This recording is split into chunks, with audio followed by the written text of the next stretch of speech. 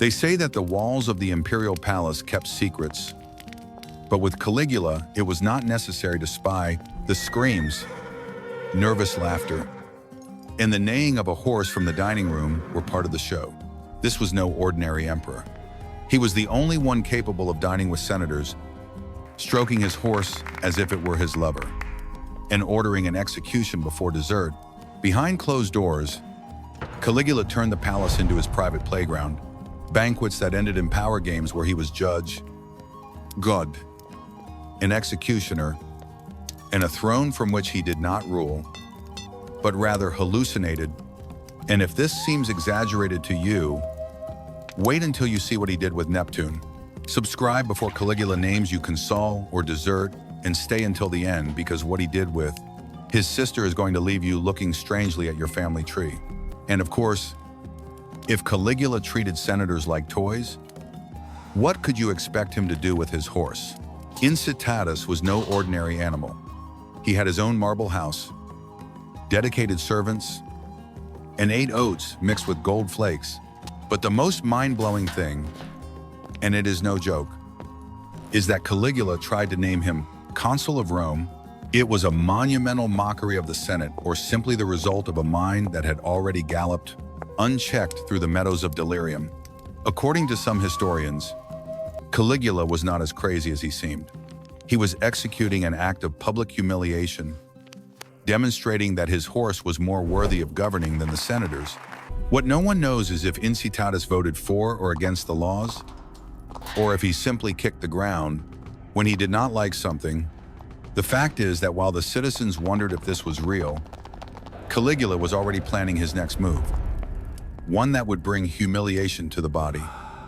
The soul, in the very heart of Roman power, the horse had more dignity. That was clear. While Incitatus ruminated in his marble villa, the senators, the most powerful men in Rome, at least in theory, were publicly humiliated by Caligula in dinners that were as theatrical as they were cruel. Imperial protocol disappeared as soon as the banquets began. And we are not talking about normal feasts. They were stagings where the food was just the appetizer for suffering. Caligula did not just feed them. He gave them orders like slaves. You sing, you dance, you crawl like a dog, you bark. If anyone refused, they were executed. If anyone obeyed poorly, they were also executed. And if they did it well, Caligula applauded them while chewing dates as if he were watching a comedy. The banquet did not end when the plates were full, but when the souls were emptied. One night it is said that he made several nobles parade naked in a line while he and his entourage voted out loud on which one had the most ridiculous body. Another night he forced the wife of a senator to serve the wine completely naked, and the husband to pretend he saw nothing, because the important thing was not the obscenity, but the power to make it mandatory. And the worst thing is that he did all that laughing, because for Caligula, fear was his favorite music, and the next act of his symphony of madness, he would compose in front of the mirrors in a room designed not to reflect, but to torment. After the banquets, when the wine no longer tasted like wine and the senators sweated, more from fear than from heat, Caligula retired to his favorite place in the palace, a room completely covered in mirrors on the ceilings, walls, and even the floor. But it was not vanity that led him there.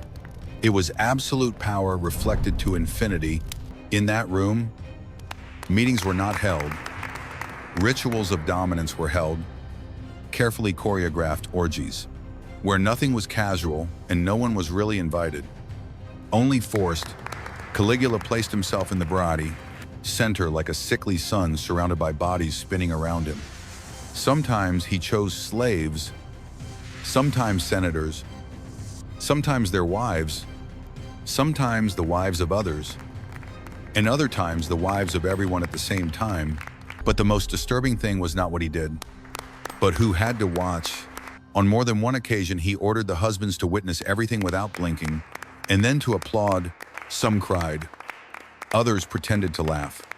No one dared to look at the ground, because the ground was also a mirror, and even that was considered disobedience. It was a display without limits, where the human body was not pleasure, but a weapon. Pleasure was not shared. It was a tool of humiliation and dominance. And the reflections multiplied every scene by 1,000, as if Caligula's madness needed an audience that would never end. But if you think the worst stayed in that room, get ready, because his most dangerous obsession was not in the bodies, but in the blood he shared with his sister. In a city where power was everything, Caligula decided that not even the gods had enough. So he invented a new one, himself. And like a good god, he needed a goddess by his side. But he did not choose a noble virgin or a vestal priestess. No, he chose his own sister, Drusilla. Drusilla was not just his confidant, she was his obsession. Caligula treated her like an imperial wife, with honors that did not correspond, caresses that were not hidden, and a look that crossed that line that even Rome considered dangerous. They appeared together in public in ways that made the whole city whisper, and in private, well, no one knows for certain what happened. But everyone feared to imagine it. When Drusilla died, some say from a sudden illness, while others whisper poisoning, Caligula lost what little sanity he had left. He ordered all public activities to stop, declared national mourning, and ordered her to be worshipped as a goddess with statues, incense, and altars. Some senators had to pretend to pray to his deceased lover, his sister, his goddess. But the obsession did not end there. It is said that for days he did not want to see anyone, that he spoke to her in the darkness, and that he slept hugging her clothes. And some soldiers swore they heard Caligula laughing and crying at the same time from his quarters, as if he were conversing with a ghost that did not want to leave. That was the moment when Rome stopped wondering if he was crazy and started wondering how much longer he was going to last. Because Caligula's next step was not to cry louder. It was to declare war on a true god, and what is worse, to win. After believing himself a god and converting his sister into an official deity, Caligula needed an enemy at his level.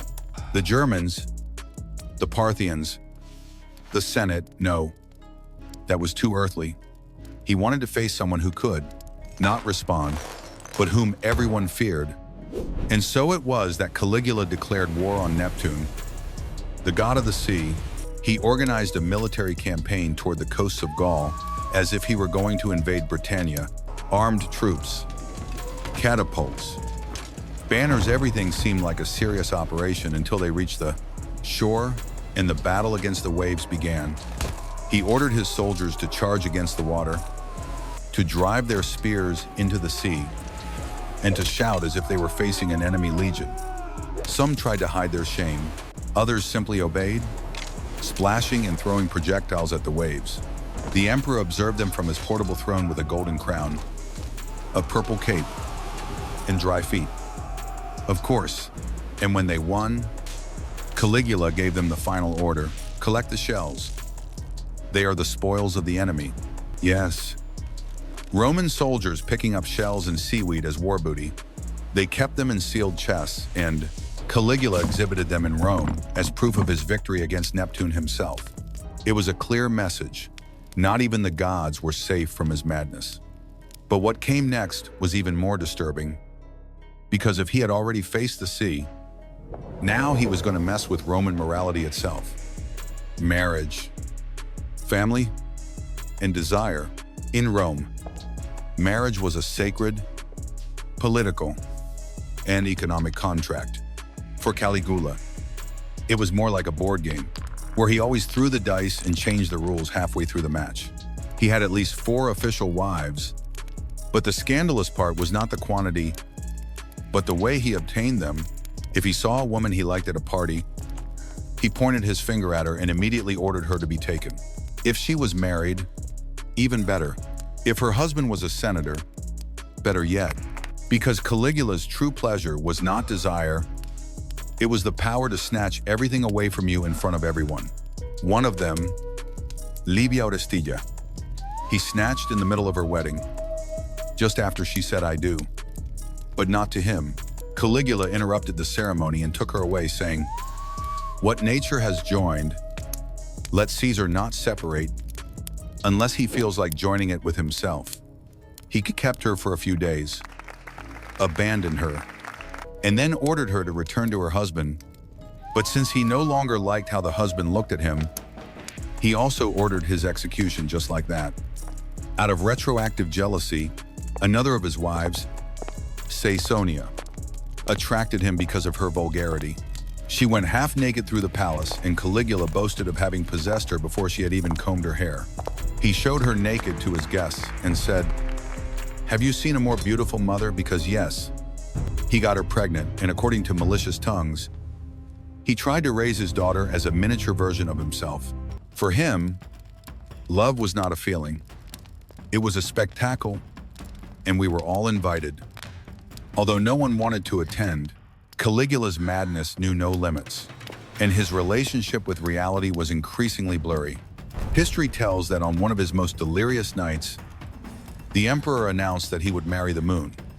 Yes, the moon. He ordered an altar to be built in the palace, covered with flowers and candles, and began to recite vows toward the sky while pointing to the luminous sphere that illuminated Rome.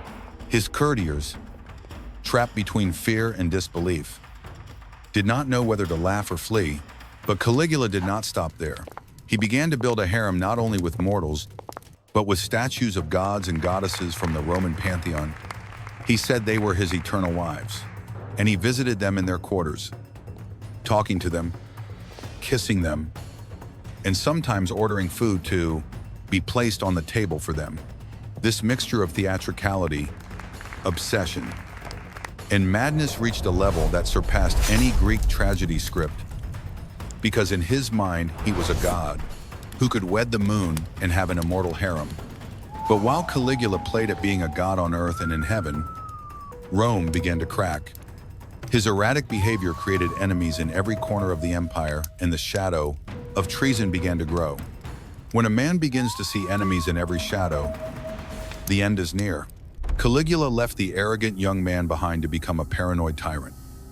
Fearing conspiracies even in his own reflections, he ordered executions without trial, often based on rumors or simple suspicious looks.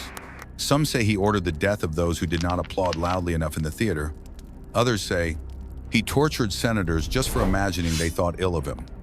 His guards watched him day and night, but the greatest threat was not others. It was himself. Consumed by his fears, he closed streets, restricted movements, and turned the palace into a golden prison where no one was safe, not even his own family. But in the middle of this storm, history took an unexpected turn, because not even the deepest madness can survive the edge of a well-sharpened dagger. And so, while Caligula sank into his world of mirrors and paranoia, a group of senators and praetorian guards decided to end his reign forever. The conspiracy was woven in the shadows of the palace. Between whispers and nervous looks, senators and praetorians, tired of the tyranny and the delirium, decided that the emperor could no longer continue governing for even one more hour.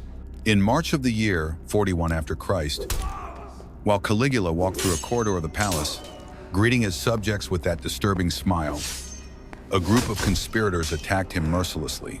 They stabbed him repeatedly, without his weak and disturbed body being able to react. On the ground, his reign ended with a scream that was lost between the marble walls. But not only did a man die, a self-proclaimed god died. A monster who left a trembling Rome and a legacy of madness that would go down in history. His death was not the end of the chaos. His wife Caesonia and his daughter were also murdered, trying to erase any trace of that family. However, the shadow of Caligula lives on in the stories, in the nervous laughter of those who hear his tales, and in the unanswered questions about how far the human mind can go when it gets lost in absolute power. In the end, the true lesson of Caligula is not in his extravagances, his eccentricities, but in the danger of confusing greatness with madness